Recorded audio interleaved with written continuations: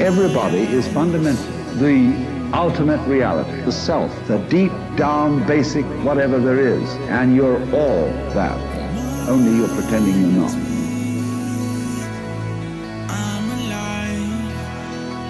Who we are is not this physical body that we're in that is here for a moment and gone. Who we are is this infinite intelligence, and we forget that. The same intelligence that created this infinite universe that never ends is you.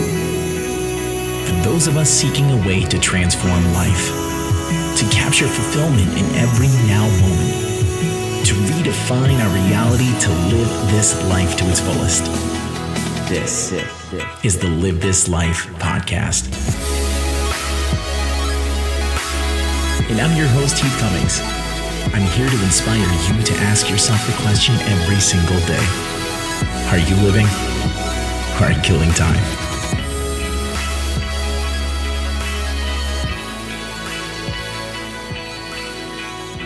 What's going on, everybody? Welcome back to the show. You know, recently I've been motivated to shift gears a little bit on the trajectory that I'm going to take the show into. You know, recently I've had a little bit of a gap in production in the last few months. Of course, a lot of that was due to busyness and overwhelm, but, you know, a lot of that was due to some introspection, you know, self-reflection, looking at where I wanted to take everything, all of my efforts. Where did I want to focus my energy? And a lot of that came from looking at the state of the world, everything, the universe, everything all around me right now, not just the outer world, but the inner world, and kind of listen to what that inner guidance was telling me right now.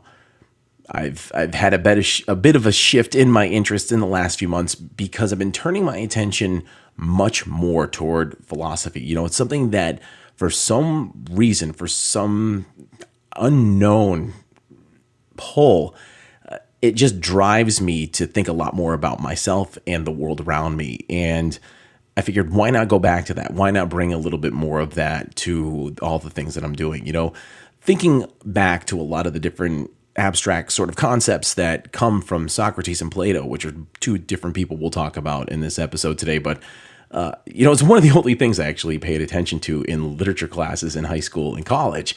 But I feel like philosophy is more critical now than it's ever been.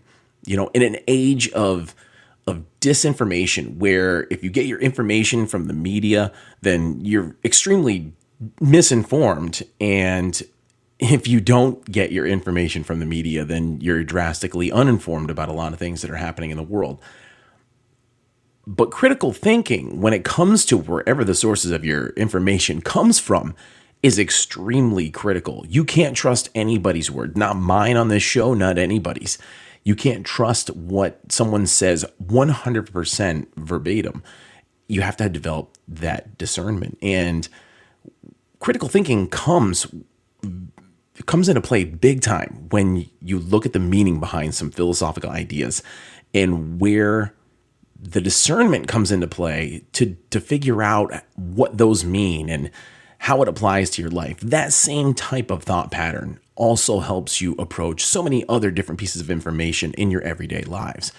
And most importantly, it allows us to extract the essential pieces of information from what is often overlooked. And that doesn't just go for some philosophical writing that was hundreds of years old, but that goes for everything in our modern age. You know, in this age of information overload, which all of that information is so very often agendized and polarized, you've got to look past the energy that's there and try to look at the deeper meaning of whatever it is for the information that you're taking in on a constant basis, because all that information ends up leading to your state of being. You know, I've seen a lot happen in the last couple of years, and I've seen an unbelievable shift in the human organism. You know, we as a species, we flock together like a flock of birds or something. You know, they move in one huge organism in the sky. They all look like one giant organism, and they just move in these complex movements, but they're synchronized. They're all together. You know, or like a huge school of fish in the ocean. There's like this unconscious connection that makes us all move in a certain direction as a human species as well, for one reason or another. And even if we're not meaning to, we go along with it because that's the way a majority of the flock is doing, And many of us don't want to be that one lone fish swimming out there in a dangerous ocean by ourselves, We just keep swimming, We just go along with whatever the flock is doing, whatever the big school of fish is doing for safety in numbers. And that's not to say that we don't have our individuality, and I think actually at this point in time, we have a massive amount of individuality. I think we have more individuality than I think we've maybe ever had because people are much more braver to be who they are. They have much more freedoms. They're able to stand up for what they believe in. They're free to be whoever they want to be. People don't grow up so oppressed as they were in the past. Not that some people in the world aren't. But I feel like people have a much grander ability to stand in who they want to be at much younger ages. And we have this very highly perceived level of individuality. But again, I think that individuality does have its limitations. We can be like this brightest colored fish in that school of all the fish, right? But as we zoom out, as we look at the bigger picture, we still have this hive mind as a species. And I feel like right now, in this critical point of human history as humans, I feel like we have reached this sort of critical point, and that critical point right now is that school of fish divided, and it's in two giant halves, and it's smashing together whatever the subject happens to be. But we as that giant organism are finding these things to divide us into two different schools and smash into each other. And it might not be a specific subject, although there's one in mind that I feel in particular is one that's causing some of the biggest division right now. And it's kind of my motivation for today's episode. But, some people know the unfortunate truths about a lot of different things that are going on. And I think other people know as well, but they're a bit scared to admit what they know. And that's a main talking point about what philosophical writing we're going to talk about today. But aside from that, I feel like there is a significant war going on in this world right now. And I feel like that war is an active assault on our consciousness, on every single human being alive, all for the sake of trying to grasp on this bit of control that they have on our species. And when I say they, it's the people who have been in power for centuries, a long, long time. But so many people right now, so many people are waking up to some grander power. Your grandeur as a human species, a human being, is just absolutely immense. We as people are the ones who are in control. We have this divine given power for every single person in this world. And more people are stepping into that power every single day. There's people who are out there on some great stages, inspiring other people to do that, to wake up, to stand in their power. And more people are doing that. More people are saying enough's enough. This is the way I want to live my life. And for the people who thrive on power and control, that scares them. And I feel like the war right now is an active war that's trying to balance out the active awakening that's happening with a lot of the human organism that's out there. I've talked a lot about this in conversations that I've had on Clubhouse and on the Wisdom app, and pretty much like everywhere I've been on some podcasts and stuff lately. It gets into a lot of political discussion, which I won't get into here. I really want to stay out of politics on this podcast in every possible way. It's really hard, though. Myself being in politics and seeing the division that comes from that, it's really hard to steer clear from it. But basically, in this conversation, I wanted to keep that and other negative things off the show completely. I wanted to keep my show uplifting, inspiring, and, keeping you as the listener filled up and fully engaged, and not want to make anybody feel like they had any reason to be at odds with anything that I ever say on the show. I don't want anything that comes out of my lips to immediately strike some discord with someone that makes them hit stop and not want to continue. I do, however, want there to be some level of discomfort at a certain point, because when new information does come in, it's a little bit uncomfortable sometimes. We have to listen to it and think like, wow, is that true? It should shake you a little bit, but it shouldn't shake you so much where it becomes offensive. And we're going to talk a little bit about when that happens and what you should do. Because if that does happen to you, if information does come in and you're like, whoa, I don't want to hear that, it's all done and over with, and you immediately trying to shut it down, I think that's one of the most critical points that you need to identify in your life, because you could be shutting out some extremely potent, powerful, and life-changing information just because it's going against the flow of your thought process. That cognitive dissonance kicks in. We talked about that quite a few episodes ago, and I don't want to dive too much into that today, but that cognitive dissonance, when it does kick in, is something that really holds a lot of people back in very significant ways, and it can be completely life-changing, and life-changing for the worse if you're never there allowing new information to be absorbed and ponder its potential. But here we are in this place. I feel like all of us need to do a little bit more to support each other and wake more people up. Anybody who's considered to be somewhat awakened, enlightened, whatever you want to put a tag on it, I feel like more people need to do what they can to have these meaningful conversations, and not ones that create division, not ones where you're standing on your side and someone else is standing on theirs and you're preaching to them. That's not the way it's done. But you talk about the what ifs, you just get people to think a little bit in general. And that's what philosophy can do. And that's what the point of this episode will be about.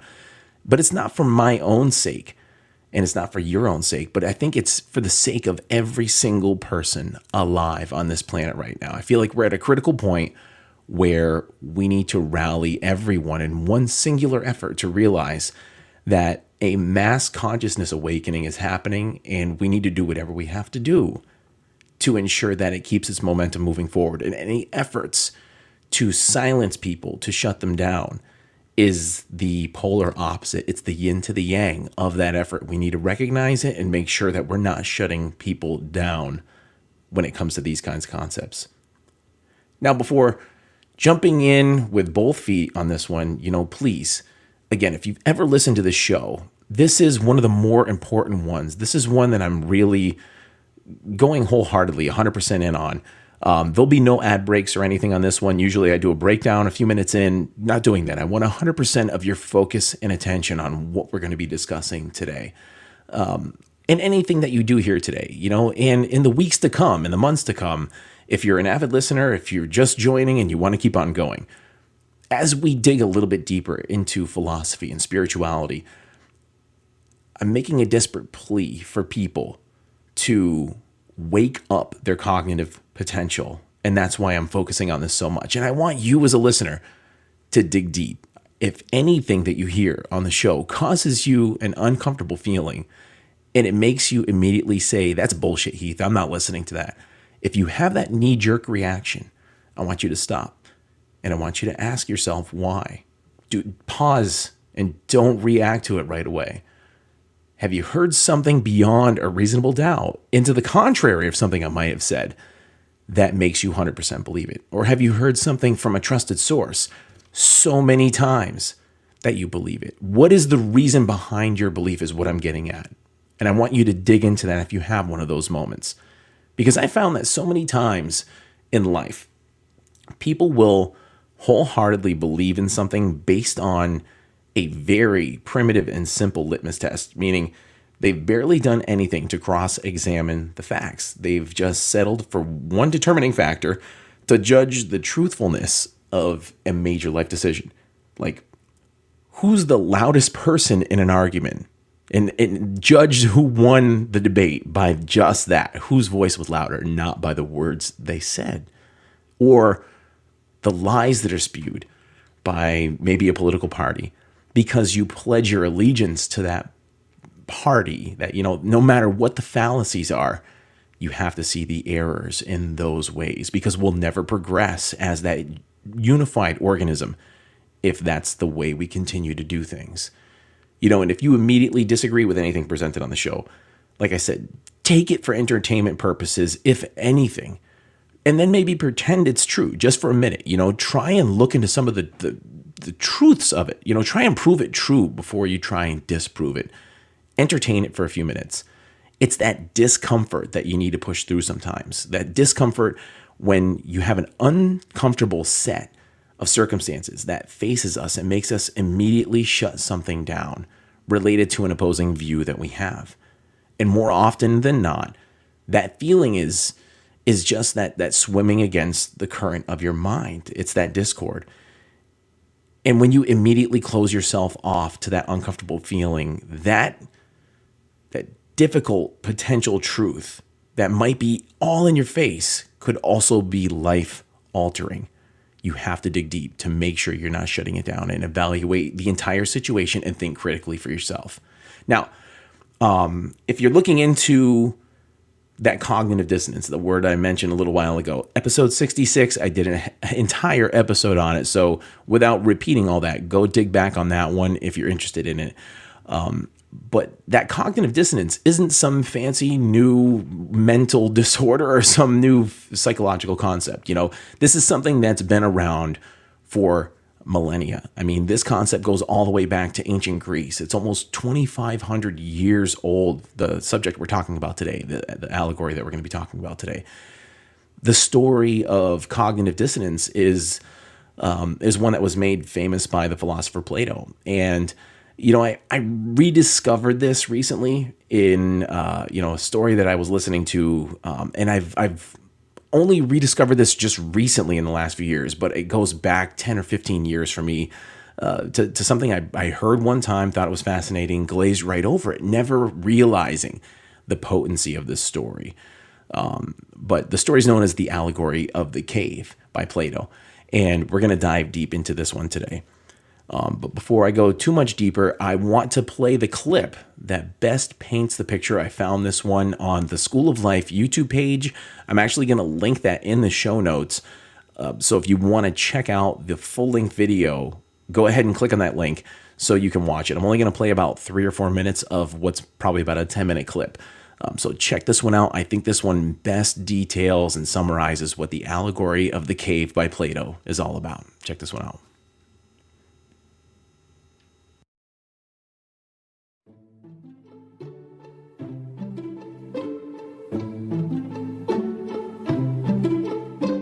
The ancient Greeks were emphatic that philosophy was not just an elaborate abstract exercise. It was, they felt, a deeply useful skill that should be learnt and practiced by all in order to help us to live and die well. No one believed this more than Plato, who was passionate in his defense of philosophy as a kind of therapy for the soul. One of the most forceful stories he told on behalf of the utility of philosophy was what has become known as the Allegory of the Cave. It is perhaps the most famous allegory in philosophy. This was a story that was intended, as he wrote, to compare the effect of education and the lack of it on our nature. At the start of Book 7 of his masterpiece, The Republic, Plato tells us about some people living imprisoned in a cave. They've always lived there and don't know anything of the outside world. There is no natural light in this cave. The walls are damp and dark. All the inhabitants can see comes from the shadows of things thrown up on the wall by a light of a fire. The cave dwellers get fascinated by these reflections of animals, plants, and people. Moreover, they assume that these shadows are real, and that if you pay a lot of attention to them, you'll understand and succeed in life. They don't, of course, realize that they are looking at mere phantoms. They chat about shadowy things enthusiastically and take great pride in their sophistication and wisdom. Then one day, quite by chance, someone discovers a way out of the cave, out into the open air. At first, it's simply overwhelming. He is dazzled by the brilliant sunshine, in which everything is for the first time properly illuminated. Gradually, his eyes adjust and he encounters the true forms of all those things which he had formerly known only as shadows. He sees actual flowers, the colours of birds, the nuances in the bark of trees. He observes stars and grasps the vastness and sublime nature of the universe. As Plato puts it in solemn terms, previously he had been looking merely at phantoms. Now he is nearer to the true nature of being. Out of compassion, this newly enlightened man decides to leave the sunlit upper world and makes his way back into the cave to try to help out his companions, who are still mired in confusion and error. Because he's become used to the bright upper world, he can hardly see anything underground. He stumbles along the damp, wet corridors and gets confused. He seems to the others totally unimpressive. When he in turn is unimpressed by them and insists on explaining what the sun is or what a real tree is like, the cave dwellers get sarcastic, then very angry, and eventually plot to kill him. The story of the cave is an allegory of the life of all enlightened people. The cave dwellers are humans before philosophy. The sun is the light of reason. The alienation of the returned philosopher is what all truth-tellers can expect when they take their knowledge back to people who have not devoted themselves to thinking. For Plato, we are all for much of our lives in shadow. Many of the things we get excited about, like fame, the perfect partner, a high-status job, are infinitely less real than we suppose. They are, for the most part, phantoms projected by our culture onto the walls of our fragile and flawed minds. But because everyone around us is insisting that they are genuine, we are taken in from a young age.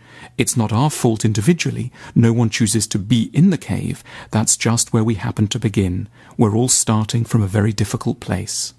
If, like the man in Plato's story, you bluntly tell people they're wrong, you get nowhere, you cause deep offence and may endanger your own life. Athens had, after all, recently put Socrates, Plato's friend, to death. Plato knew from close experience just what the cave dwellers might do to those who claim to know the sun. The solution, Plato says, is a process of widespread, carefully administered philosophical education, by which he understood the method of inquiry pioneered by Socrates and known to us as the Socratic Method. It's a very gentle process. You don't lecture or harangue or force someone to read a particular book. You just start with a general declaration of intellectual modesty. No one knows very much. It's always good to insist. And wisdom starts with owning up to ignorance. So in understanding the metaphors of this story, into today's world, it's easy, yet at the same time, it's very convoluted for some people to understand, and some people may not understand why this story is even relevant. There are so many things that are kept, quote unquote, behind the veil of what's happening in this world from many, many people today. Let's consider what we've seen in the last 2 years about, let's say even something like extraterrestrial life, okay? So even now, it's kind of, me deciding that I was going to talk about this today, it's still kind of uncomfortable, right? We have been conditioned for how long? 70, 80 years now in this most recent effort to completely just dismiss every potential piece of information that ever came in that maybe a race from outside this world was visiting this planet. And people will still chuckle. There's probably people who are out there chuckling at me talking about it right now, even though many officials in our own government in the last year have released many documents and statements that say we have vehicles in our presence that are not of this world. We have recovered them, and it's on the front page of the New York Times. It's been on CNN. It's been on Fox News. Now they're releasing video footage from our military that shows these things. Government officials from other countries who are going even further into depth about the treaties or communications and stuff that they've actually had. It's fascinating stuff. But we've been so heavily programmed over the last 70 years to scoff at this. And our programming has basically told us to treat every single person who comes up with this information as a quack. They're nuts. Not saying that a lot of people who have had these stories aren't pretty far sort of out in space themselves. But the conditioning has just said that anyone who talks about this stuff is a hippie. They're out to lunch. They are just nuts. So any of these conversations that come out are still along those lines. We still have that in the back of our minds. No matter how much you may say you believe, it's apparent that, the universe is huge. These people could be coming here or whatever. But we still have that sort of inkling in the back of our mind. That's just that conditioning. Now, take into account that is just sort of the tip of it all. It's one of the biggest things in modern history that our species has lied about. It's been concealed from us, and sometimes often with very deadly consequences. Many stories of people being threatened or worse to keep everything under wraps. Now, if they're willing to go that far on something like that, you have to think about all of the other things that have been done throughout our history, the manipulation, the cover-ups, the powers that be that step on people to get what they want.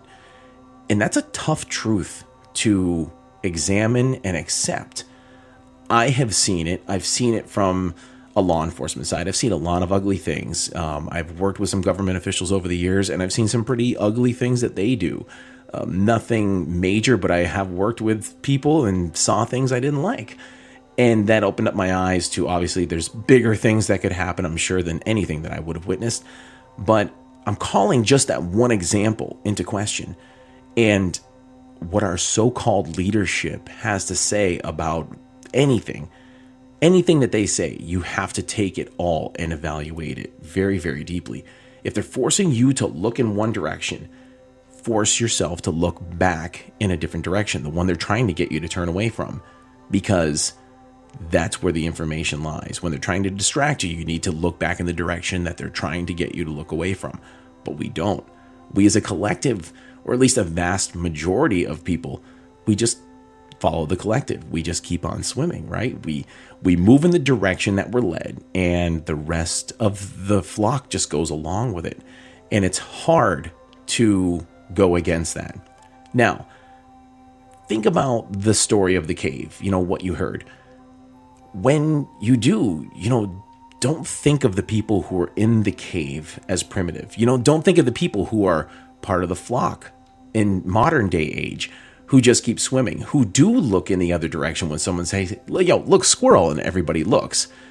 Don't think of them, and don't think of the cave dwellers as primitive, although the allegory of the people in the cave are the people who are happy with just being sort of subdued, basically in sort of their prisoner lifestyle. They are not lesser of a human. They are not lesser than anyone else, anyone who would consider themselves enlightened or a little bit more awakened. They're no worse off. They're just in a state that you were in before you started to realize some things. Everyone has been there. So we can't judge. They're not on a lower level than anybody. You don't judge a kindergartner for not knowing trigonometry. You don't judge your dog for not knowing how to drive a car. It's just the point in their journey that they're at. That is all. And they might not even reach a higher state in this lifetime either. You have to consider that. That might be their life's purpose in this lifetime. They can even ostracize people with a different view, people who have more information, who really get it. They may ostracize and criticize and condemn all of the truth seekers. They might even wish them harm, as we heard in this story.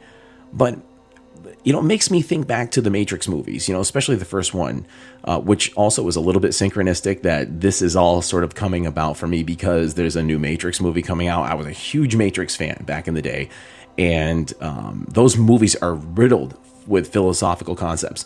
If you're not familiar with those movies, go watch at least the first one and look deep into it. Maybe watch a YouTube video on the philosophy behind the Matrix before you watch the movie. And it's, of course, got its action and violent stuff, but look beyond that, because the deep philosophy that's in that movie is amazing, and has been one of the most transformational modern philosophy films over the last 20 years. And it, became a part of pop culture, and it worked its way into the human psyche as being that, flashy, action-packed sort of movie. But behind that veil of, the big sexy movie, it was something deeply philosophical.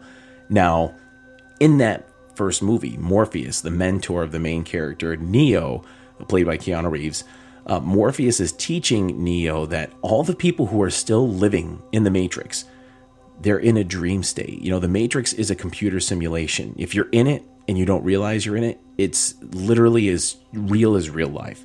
And if you're in there, it's like a dream. If you're in a dream, you don't realize you're in a dream. And if you never woke up, how would you realize that you were ever in a dream in the first place?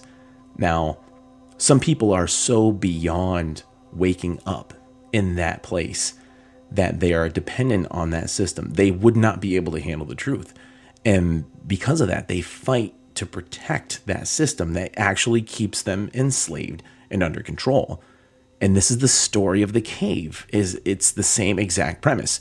It's obviously just more of a classical setting for the allegory of the cave than the contemporary version of the Matrix, but it was such a parallel type of story, and I've heard the comparisons between the two. Now, the surface dweller who comes out of the cave, rises to the surface, realizes that the shadows that they've been giving names to for all these years, they're actually something different altogether. This big bright ball in the sky is called the sun. It gives life to things. He sees a tree for the first time instead of just the outline of a tree or a shadow. Imagine trying to describe a 3D object to people who've only ever seen a two-dimensional shadow of that object. Someone who's been in a cave their entire life. These people know nothing about the outside world. They know nothing at all about these objects. All they know is the two-dimensional shadows that are on the wall. Now, would they think that the surface dweller was crazy? Absolutely. Those people, they're in more of a group. They have that hive mind still. And that one person goes out there, talks about these scary things, and it's sort of a fearful concept. These things sound pretty unbelievably scary when he comes back in and starts telling people about them. So, of course, they're fearful. They're fearful of that truth. They don't want to know that truth because it sounds scary. It's something that's out of the norm. It's not their comfortable, damp, wet little cave that they've been secure in their whole life. It's this big, dangerous world that they're hearing about. So at first, it's defensive, and then it almost becomes like they want to harm him to take away that threat. They don't want this potential truth coming in, and he's the bringer of the truth. So they've plotted to actually kill the guy. But they just want to stay within that dark world no matter what. The school of fish just goes along with the comfortable lie. No one actually chooses to start off in that cave. That's one thing to remember. It's just a difficult place that we all started from, that metaphor of it. We all started in that very difficult place. We all came from there. No one individually chose to start there, but we do make a conscious choice ourselves to close ourselves off from any scary information without immediately looking into it further. If we shut it down right away, we are choosing to stay in that cave.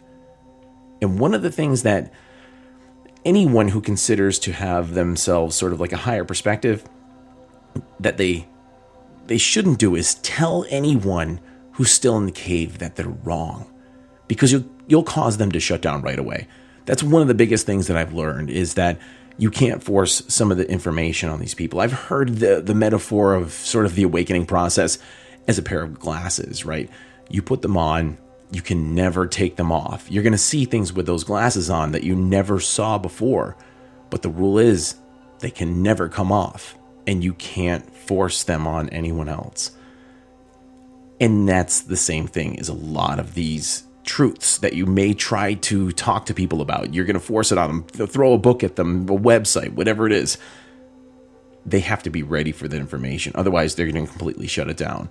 Even this conversation we're having today, there's some people who would listen to it and just be like, I know where he's going at. I don't want to deal with this. And they'll shut it down immediately because it's a scary potential to realize that the world around us is a lot different than we actually realized.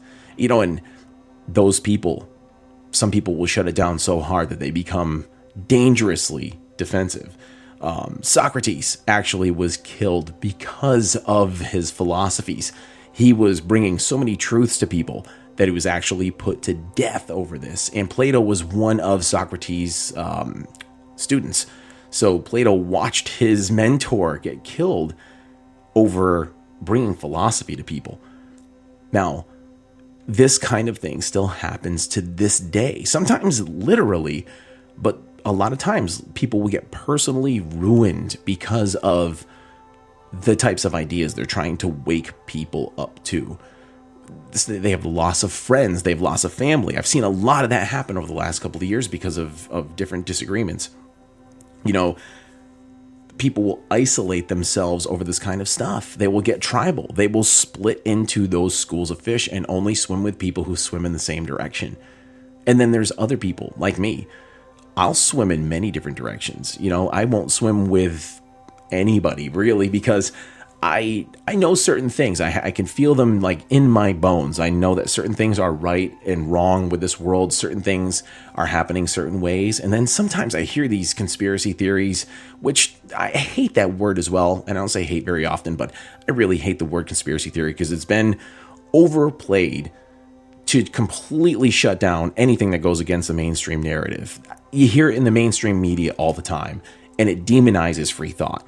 I don't like that. But that being said, there is a lot of crazy conspiracy theories out there that it's just like, I'll hear certain things and it's like, come on. One of the latest ones lately was about JFK Jr. still being alive. He died in a plane crash in like 1999. As cool as it would be, great storyline, all that stuff. I've heard people make their arguments for it. Do I think it's true? No. Would it be really cool? Yes. And that's where it kind of has to end when you're entertaining certain things. But if you're on a certain side of the fence politically, you may believe it because that's what most of the people in your political party believe. And if you're on the opposite party, you're going to immediately think anybody who thinks that is nuts, and anyone else who's lumped into that group, whether they are Trumpers, whether they're anything, they're all automatically associated. But then there's people like me who will have ideologies that agree and disagree across the board from both sides of the alley. That's where that critical, decisive thinking kicks in. It doesn't let you prescribe to anything without discerning a ton of information first. And I think that's one of the biggest things that philosophy can give to people. A story gets presented and it's so vague, it's so generalized. It doesn't specify what you're supposed to think about the certain subject it's talking about. But then it makes you think just a little bit more and a little bit deeper. And then that translates into everything else in your life. That little bit of discernment, that little bit of deep diving and critical thinking about that philosophy then makes you take something that you heard from whatever source it's from, whether it's media, whether it's family, friends, coworkers, or whatever, and you hear a piece of information, and yes, maybe it's from a trusted source, but you dig a little bit deeper to feel how that information is interpreted. And if it feels right or wrong, you go with it. If it feels right, you look for more. If it feels wrong, you look for more. But either way, you're digging a little bit deeper and not taking it on just its face value. And I think that's one of the most important things about a story like this and everything like it. These philosophies are amazing at conditioning your critical thought. But what I've learned about this is it's not your job to try to get people to think critically. That's obviously the point of this episode, but it's not your job to go out there and convince everybody who has a different philosophical belief than you. You drop little tidbits, yes. You present some inspiration, some philosophies, you get them to think twice a little bit about everything that they hear. And, once they work out that first little bit for themselves, it then hopefully cascades from there. The next thing that happens with them, they're realizing that the world is nothing like they thought it was, and they're digging into everything. And then before you know it, they're talking about amazing concepts, and they're just deep diving into so many different things of this world. The one thing people need to realize is that some of the people that they trust the most, leaders, media, some of them are the least trustworthy if you dig into them. And that's a really tough, probably one of the toughest things to swallow about it all. It's a very painful process. But although it's extremely painful and sort of unpleasant, when the truth sort of comes out and it absorbs and you get those goggles on, you can't take them off. If you could, you wouldn't. And most people I know say the same thing. Just like in the Matrix, where they had to take the red pill if they were in the Matrix to wake up and get out of it, or the blue pill and they would just remain asleep and forget anything about it all and they'd go back to the comfortable dream. The red one was the hardest one to deal with. But if they could go back in time and take the blue one, knowing the choice between the two, go back into that ignorant, comfortable bliss, most of them wouldn't do it. But some people's minds are not strong enough to even consider what the red pill could actually reveal. Like in the story of the cave, the description of the sun to the cave dwellers just sounded like a horrible monster. Now bring that idea into our modern times. There are many concepts when I've had conversations of different higher concepts of the way to perceive reality and the universe and everything. Some people just are not ready for those conversations. You know, they're very dismissive. They're very overconfident in their standpoint on things, maybe even insulting. And some of them only have the view they have based on a very limited litmus test. You know, they've only bounced one sort of contrary test against how they believe, and they're like, "Oh, yep, there's my confirmation. This thing is rock solid. This is it." They've done nothing else to dig much deeper. And the one thing I've learned is you really can only show someone the door. They are the ones that have to walk through it, and it has to end there. You know, the reason why we were put here on this earth, my personal belief, the reason why I'm here, the reason why you're here, is we need to figure out everything we can about this universe. The universe itself is like a massive consciousness, like your brain. Your brain does not know colors. It doesn't know sounds. It doesn't know smell or taste. It has friends to help itself with those discoveries, the five senses. Well, you're one of those many senses that the universe has. You know, you're on a mission to be a nerve cell on the finger of the hand of God. You know, you might think that you're small and insignificant, but you are here to figure out everything that you can. And the only way that you can actually do that is with the greatest gift that the universe ever gave you, and that's free will. We all have that free will to walk through the door of the cave that's in that story and go to the world above. Some of us can just stay below as well and choose to stay there for our entire lives and never listen to any of the people who come from the surface to tell us about how much different the world actually is. You know, but I'll leave this discussion on this note. And, you know, it's the task of all quote unquote enlightened people. I really don't like that word enlightened or enlightenment. It sounds so sort of, you know, royal. It has such a title to it that seems prestigious above what maybe some people are able to attain. And I just don't like that. You know, enlightenment, people think they've reached a state of enlightenment. Enlightenment is a constant process that you'll never reach the end of. And if you think you've reached the end of it, you're not even close. But it's the task of anybody who considers themselves to be more awakened, to be enlightened, on the path of enlightenment, to rise to the surface and see the good in the amazing and the beautiful and the scary and the dangerous, all of those things that are on the surface. You have to ascend out of the cave and learn about the higher truths of it all. But you also have to be willing on the other side to descend again. It's your duty to go back down and tell the prisoners about what you know, to bring them the knowledge, to also be there to hear their stories about how the chains on their wrists hurt them, about their poor health, about how damp and cold that cave actually is. It's your duty to still listen to their stories of chosen imprisonment and deprivation and be there to sympathize and listen. And sometimes it's frustrating to listen to those stories. But all you can do is keep returning to the surface and coming back and trying to bring them just a little bit of truth to inspire them to want to journey to the surface themselves and see it for themselves. We have to bring what we can to those who've not yet learned how to walk. And we have to do it without judgment, as hard as that might be. There's a duty that comes with the power of knowledge. And you need to see a previously unenlightened version of yourself in every one of these people. And when they come to you for more, you'll know they're ready. So for those who remain in the cave, for those who are sort of stuck there, it's by your choice, and it's your choice alone to remain there.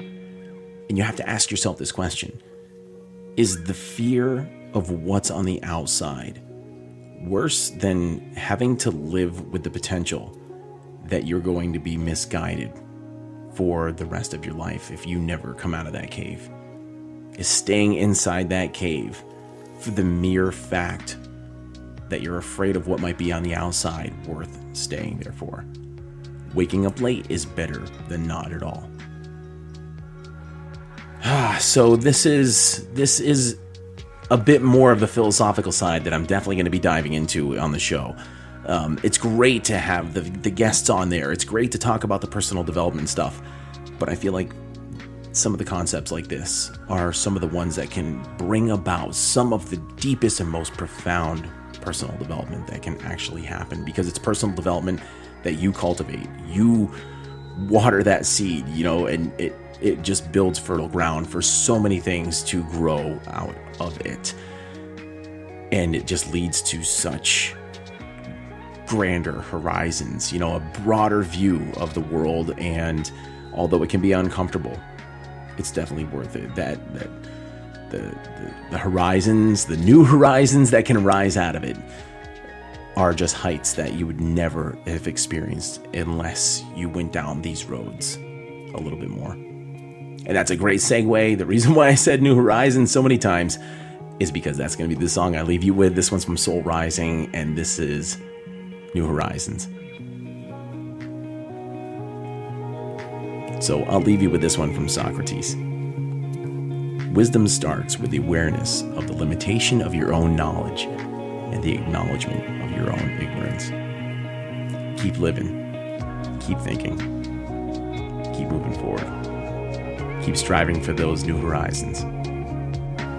We'll see you next time.